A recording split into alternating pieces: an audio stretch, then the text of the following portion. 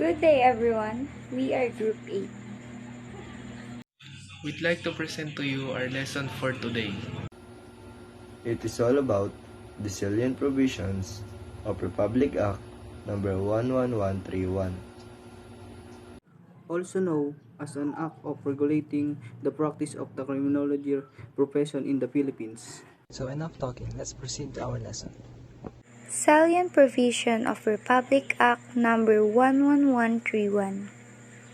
Implementing rules and regulation of Republic Act number 1131, otherwise known as an act of regulating the practice of criminology profession in the Philippines.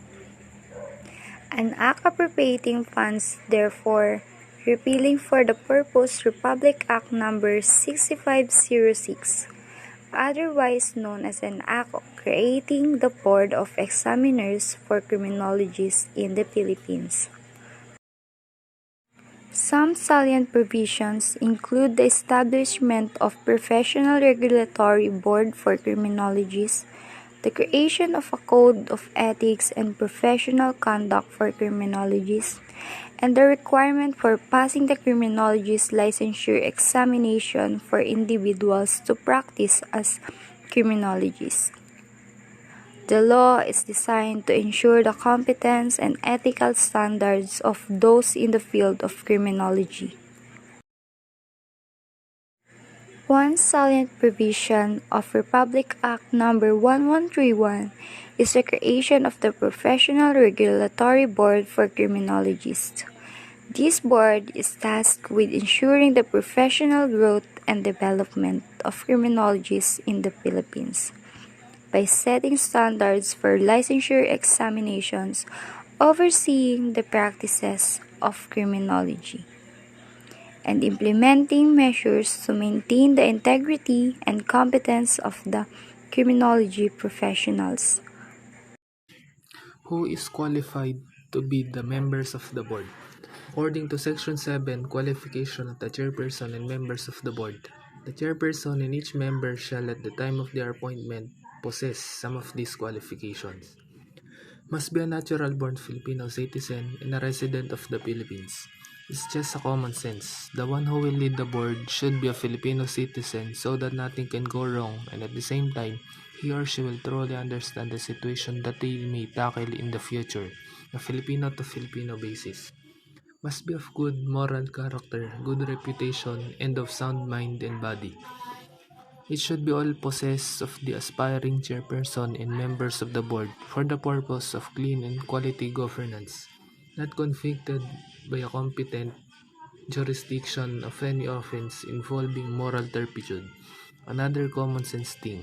If you want to become a good leader, you should be free from illegal doings for the greater good of the organization. Must be a graduate of Bachelor of Science in Criminology and a holder of postgraduate degree in Criminology or a lawyer in any reputable school recognized by the CHED. A graduate of Bachelor of Science in Criminology so that you will not get questioned and at the same time your knowledge is in line in the job that you will be taken. Must be a registered criminologist with a valid certificate of registration and a valid professional identification card, having at least 10 years of practice in the profession to the appointment including no less than 2 years teaching experience of criminology or law subjects in full-time or part-time capacity in the College of Criminology or College of Law recognized by the government through the CHED. If you want to become part of the organization, you should possess the said criteria. Experience is a must so that everything can go smoothly. Must be a member in good standing of the APO, but not an officer or trustee thereof. You should have a quality background before you join the board so that you can gain the trust of your people.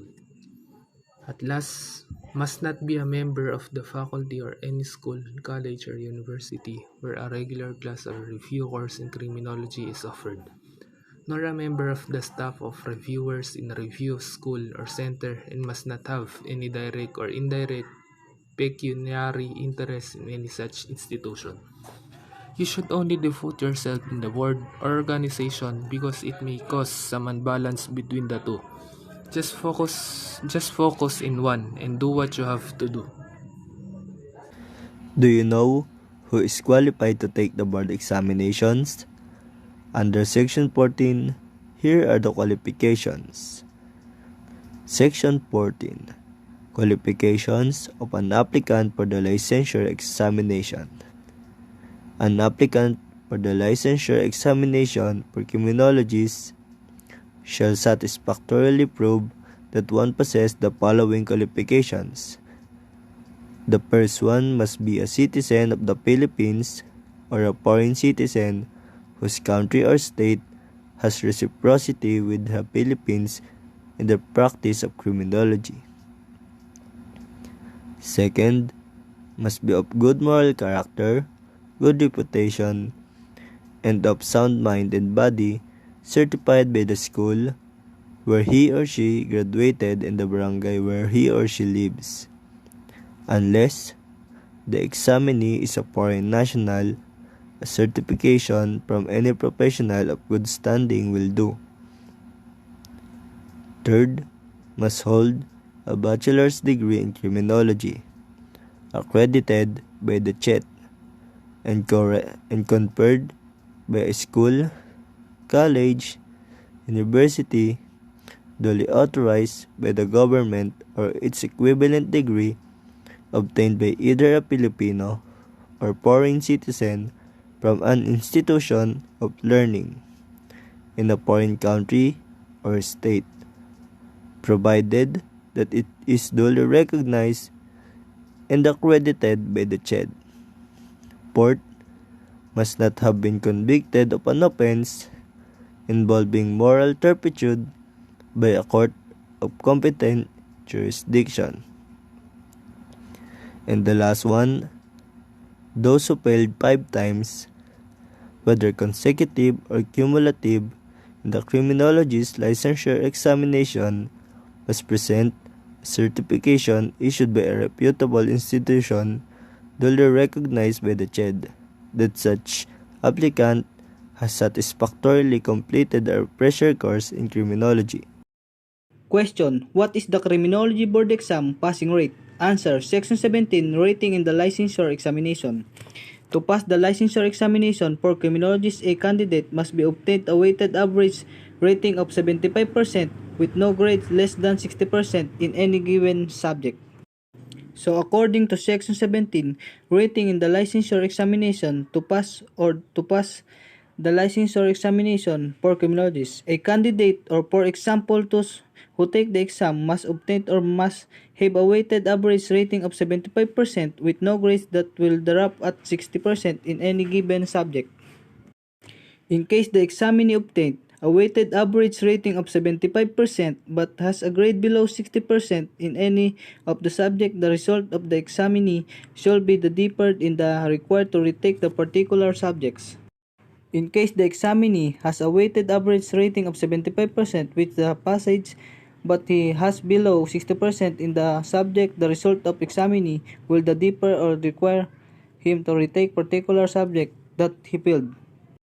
The deeper examinee shall only be allowed the retake once within 2 years from the date of the examination, and the shall be required to obtain a grade not lower than 80% on the subject to consider to have passed the licensure examination.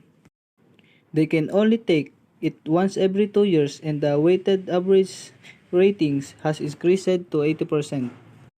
If the examinee failed to retake after the lapse of 2 years or failed to get the passing mark of 80%, the examinee shall retake all the board subject. Yes, all the subject will be retaking because the passing rate of the 75% passing rate exam have fallen, so all subject will be retaking.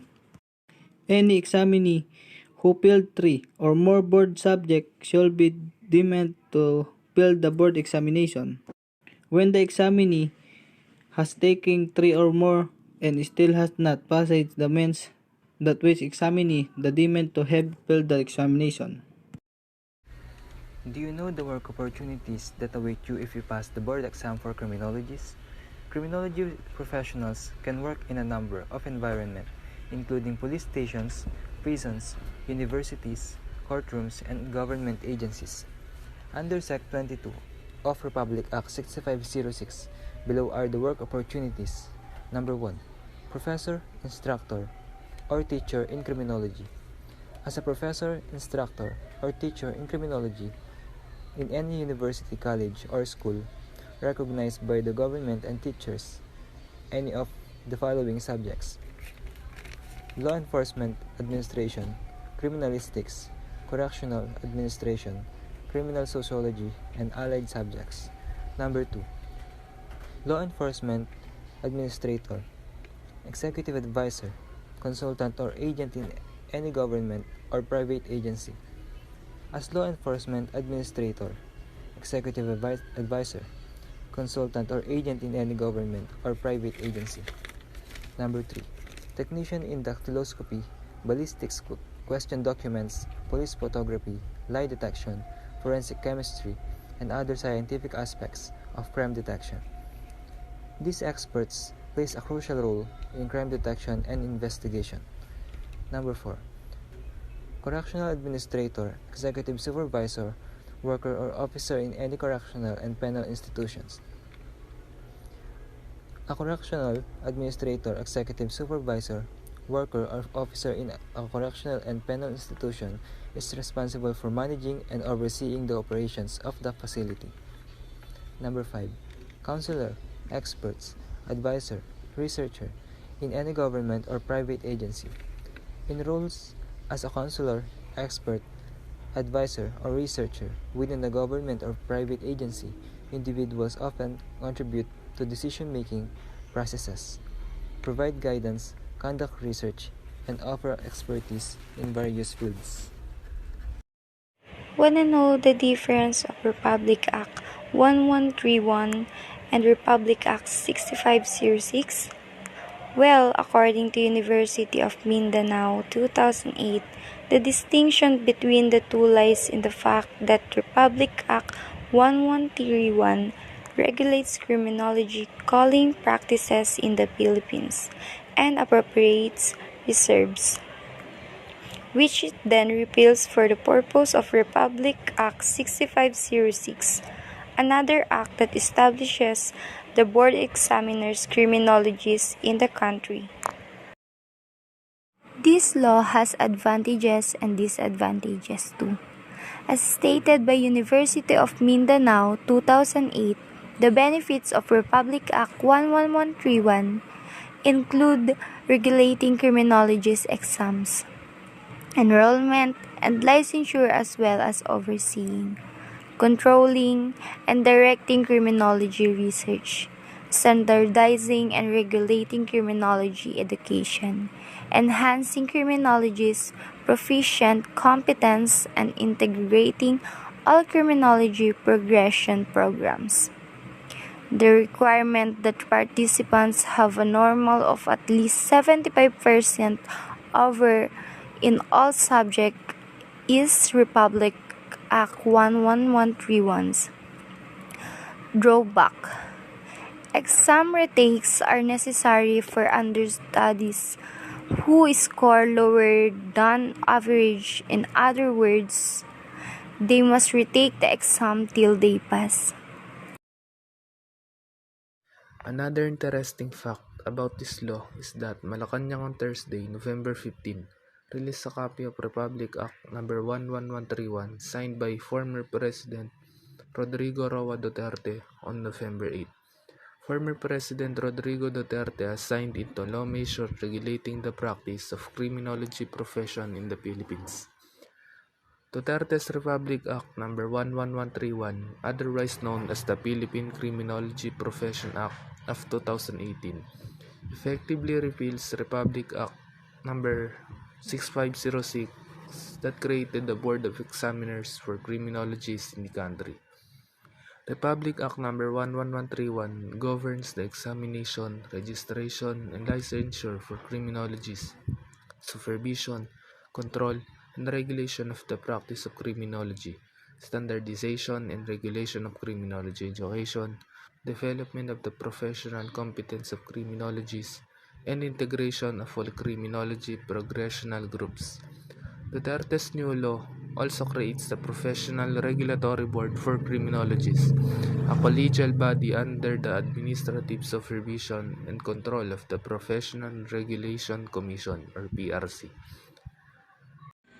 And that's the end of our discussion. We hope that you learned something new. It broke the interest from the lesson that we have tackled. Please bear in mind all the topic that we have discussed. Because all of that piece of information is for each and everyone's personal gain. And that's all for today. Thank you for watching and listening, and see you all again next time.